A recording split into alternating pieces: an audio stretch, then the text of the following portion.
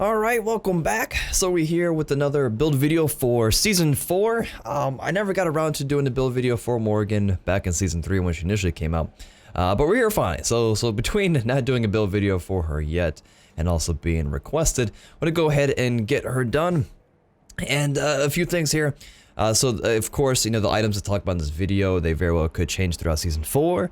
If they do change quite a lot, then I'll do an updated build video for her. Another thing is the build I'm going to go over, it's not like the perfect must go into build for every single situation, every single game mode. It's not that. It's just something that I would personally build. And that's mostly like a burst mage. Some people might prefer maybe like not going cooldown reduction. Some people might go into like double stacking or, you know, maybe some attack speed items to have some fun with their passive.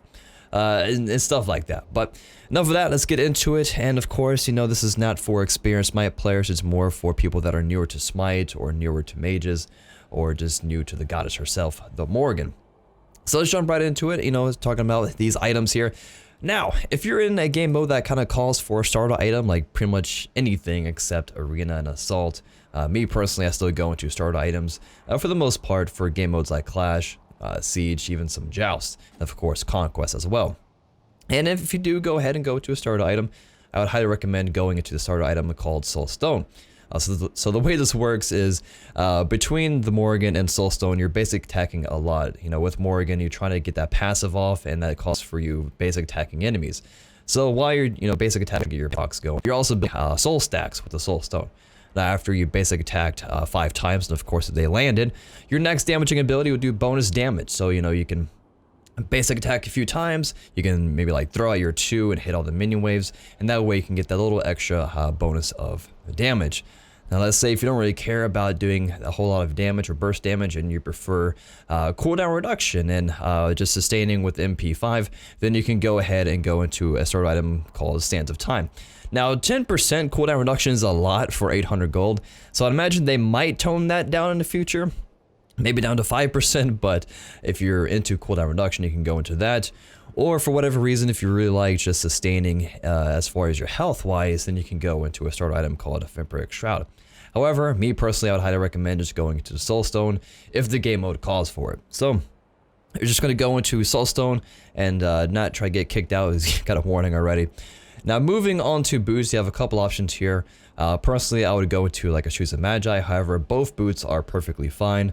Some prefer the cooldown reduction and the mana to complement the cooldown reduction for the Shoes of Focus. Something that I sometimes do is I just go into the Shoes of Magi first for the nice early flat penetration. I feel that flat pen works the best in early to mid. Of course, you know, if you're fighting a team that's not tanky or they're not building any magic protection, or if you're fighting a team that's mostly based on mages, a little side note here, majority of the mages, they start and just, they never scale up their magical protection. So what I mean is, at level 1, you have 30 magical protection. Now, normally on pretty much all your stats, as you level up, you gain more of that stat. For most mages, that's not the case for magical protection. As you see, I have 72 physical protection. I probably started at, you know, down maybe around 30, and as you level up, you gain more and more. Probably not that low as 30, but you get the point. So, flat penetration, it's good for against squishy targets and early to mid game. But the point is here, you can go into pin boots early, and then as soon as you finish your build or finish the majority of your build, you can go back and sell the pin boots for the cooldown reduction boots. For the most part, when you get to the later stages of a game for like a game mode like, you know, Conquest or Clash or Siege, you're doing a lot of team fighting, and cooldown reduction is going to benefit you more than the, you know, 10 flat pin.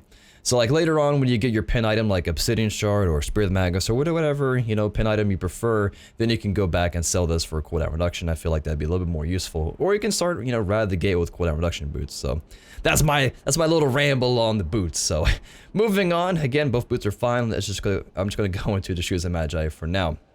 Now, after you finish your boots, you have a couple of options that you can go into.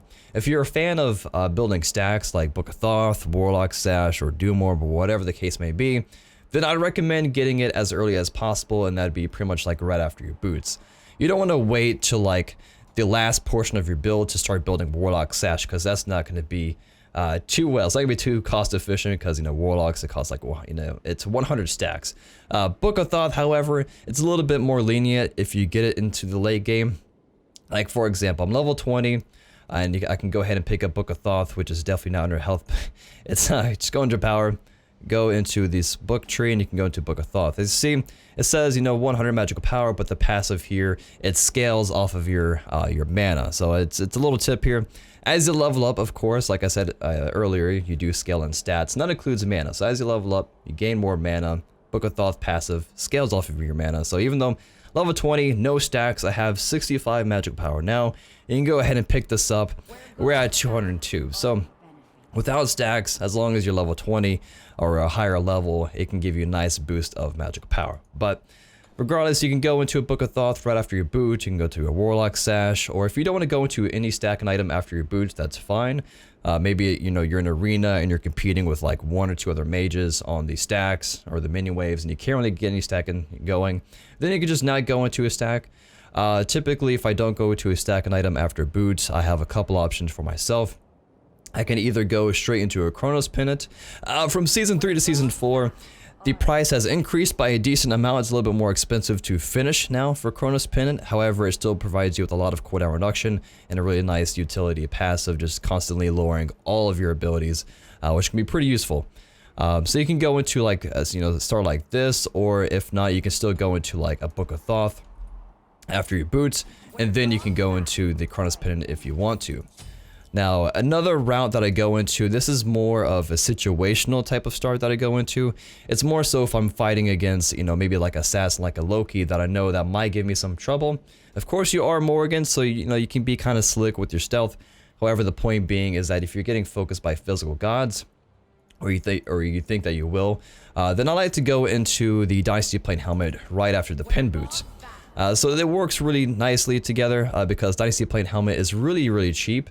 In the early game, you kind of want to get these really cheap and efficient items going as soon as possible to kind of bridge you into the later stages of your build. So 45 magical power and 30 physical protection. That's why we get it against, maybe some assassins or whoever is physical that's going to give you a hard time. But the 15, I don't know why I can't speak, with the plus 15 magical penetration works really well. It goes hand in hand with the 10 flat pen that you have with Shoes of Magi. So between these two really cheap items, you have 25 flat magical penetration, which will increase your damage by a lot. So even though, it only says 45 magical power, it's not a lot, but it makes up for that by having that penetration. So we have 25 flat pen already. We can go under to the magical tab, and you can see the cap that you can have on flat penetration is 50. We're already like halfway there with 2 items. So I like to go into something like this if I'm going against a physical god that's going to give me some trouble. Some other physical protection items that you could go into, throughout your build. A little sidetracking here, but in case if you're wondering like what items could you go into if some physical gods are giving you an issue. Well, in Season 4 we have Spectral Armor now. It's really cheap, only 2100. It's cheaper than Breastplate of Valor, so it's really cheap. Gives you a lot of mana, a lot of physical protection. That mana, that 300 mana, if you do go into the Book of Thoth that scales off of mana, then that 300 mana is basically giving you more magical power. Maybe not like a whole lot, but it's something. MP5, which is whatever stat, the stat varies in value on the game mode. A crowd control reduction, which that's always great when you're getting CC chained by guardians and everybody, because we know how much we love getting CC chained in Smite. But the main point here is the high protection and the passive here. So if you receive any physical damage from a god, enemies within 30 units of you become feared for 1 second. Feared's basically that you CC them, crowd control, and they lose control of their character, and they might like run away by themselves without their control for 1 second, and this can only happen every 90 seconds. So let's say, Loki, I was gonna say Oki. If Loki, stealths around and comes up and tries to like backstab you or whatever, and you have this available, it'll proc, spook them off, and that way you have a nice second to kind of react. Maybe you can turn invisible, or you can turn around, pop your one, and then boom, stun them, and then, or do your combo, whatever you need to do. This might help you to counteract those assassins that might be giving you issues. Now, this is not just for Morrigan. This is for pretty much any god that you really want to put this on. Other physical protection items include Breastplate of Valor, protection, mana, MP5, cooldown reduction. And then of course, that's pretty much it for your physical options, me personally. But let's not ramble on too long. I know I'm already going way off course, but let's go ahead and just go into the Book of Thoth for now and continue on the build. So we got Book of Thoth. Let's go into the cooldown reduction item called a Chronos Pennant. Next up, regardless of what you went in these 2 item slots here, you definitely want to have penetration somewhere in your build. The penetration might vary. Maybe if you need the really, to anti-heal, maybe finding some healers that are giving you some trouble, then maybe Divine Ruin. One thing about Divine Ruin as your sole penetration item, it's only 10 flat pen, so you might want to pair this up with another penetration item. But for me personally, for Season 4 for mages, I'm still going to go into Obsidian Shard. But like me, if you do go to Divine Ruin, you can maybe combo that up with a Spear of Desolation, so that way you have like 30 magical pen on top of your pen boots. You can go like a lot of flat penetration. However, of course, Spear of Desolation is 2800. It's pretty costly to be building into. Spear of the Magus, I would recommend this on mages that can easily apply the passive stacks like Anubis, or maybe like a Zonqui or a Poseidon, someone that can actually apply these passive stacks rapidly and really benefit from it. Morrigan, not so much. She's more of like a burst mage for me personally. So in that case, I'm going to go into the Obsidian Shard. They kind of raised the price of it, but it's still pretty cheap for the massive amount of penetration that you get from it. And moving on from here, I definitely want to go into something that can give me a nice spike of magical power for all the burst damage I want to output. Rod Hootie is definitely the go-to mage item if you want to spike up your power by a lot. I don't recommend this item like really early on because it's really expensive.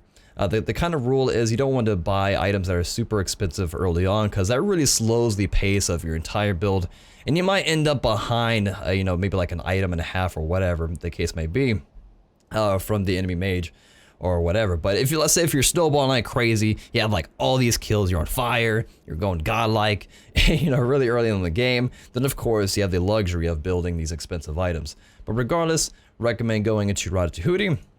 So we have 322 magical power, buy this bad boy, and then boom, we're up to 559. So we're ready to do that insane late game burst damage that Morrigan really brings out. That's what I feel like Morrigan is. Like her early game damage, not that hot, but once she reaches late game, her own kit, it's just, her one hits for a lot, especially if you're able to apply the Omen debuff with your 2, and then hit him with your 1, basic attacks, things like that. So of course, start item, sell it to finish, maybe these late game items, sell it whenever you feel like it's not making an impact to finish an item, whatever. And then you can add on top of your own burst damage, you can go into something like a Slow Reaver. Again, this item has 300 mana, so if you do go into Book of Thoth in your build, it's gonna, give you a little bit more magical power on top of it. So you can go to a Slow Reaver, just to benefit from the passive for the extra burst damage. And you can end the build like this. Let's say if you don't want Soul Reaver, maybe it's like, it's too expensive, the time is about to run out on the game mode or whatever, and you need something, you still want a burst item, but not so expensive, then you can go into like a Polynomicon. Also keep in mind that you can use the Polyproc to destroy objectives like towers, phoenixes faster. It's a really strong item, and the cooldown is lower than the Soul Reaver proc. So I mean, the dream would be being able to get both Soul Reaver and Poly. In that case, you would have to not go into Book of Thoth, and then you can go into like a Poly. And so that way you have a lot of burst damage. So something like this can give you, a lot of burst damage. I can show you real quickly here. So, if you can, maybe if you can use your 2, so that way you can apply the Omen debuff and then pop them with your 1, and then Poly proc. As you can see, that's a lot of burst damage there. Of course, it's against a level 1 Odin bot, so the Soul Reaver proc is not that strong.